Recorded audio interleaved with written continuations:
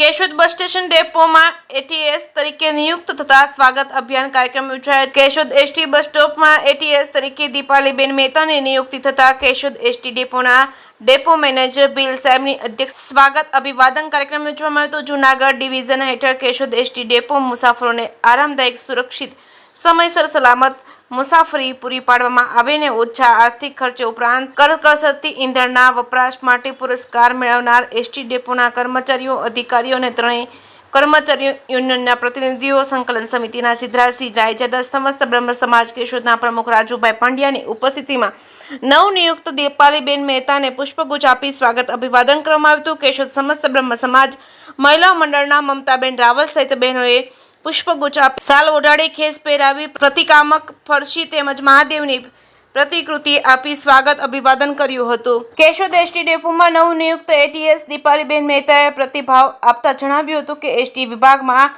Depot manager bill સાહેબના માર્ગદર્શન હેઠળ પરિવારની ભાવના રાખી ખંભે તો ખંભો મિલાવી કામગીરી કરી એટીએસ ડેપોમાં આર્થિક ફાયદો થાય અને મુસાફરોને વધુ સુવિધા ઉપલબ્ધ થાય તેવા પ્રયાસો કરવાના છે। વહીવટી પ્રક્રિયામાં દરેક કર્મચારી, અધિકારીઓને જવાબદારી સોંપવામાં આવી છે, ત્યારે સૌ સાથે મળી કામ કરીશું એ માટે સહકારની અપેક્ષા રાખી છે। કેશોદ એસટી સંકલન સમિતિના સિદ્ધરાજસિંહ રાયજાદા, કેશોદ સમસ્ત બ્રહ્મ સમાજના પ્રમુખ રાજુભાઈ પંડ્યા, સમસ્ત બ્રહ્મ સમાજ મહિલા મંડળના પ્રમુખ મમતાબેન રાવલ સહિત ભાઈઓ બહેનોને પણ આભાર વ્યક્ત કર્યો હતો। કેશોદ સમસ્ત બ્રહ્મ સમાજના પ્રમુખ તરીકે બીજી વખત બિનહરીફ વરણી થયેલા રાજુભાઈ પંડ્યાનું પણ કેશોદ એસટી ડેપોના અધિકારીઓ અને કર્મચારીઓનું દ્વારા સ્વાગત કરવામાં આવ્યું હતું। આ સમગ્ર કાર્યક્રમનું સંચાલન એસટી ડેપોના કર્મચારી ધર્મેશભાઈ પુરોહિતે કર્યું હતું।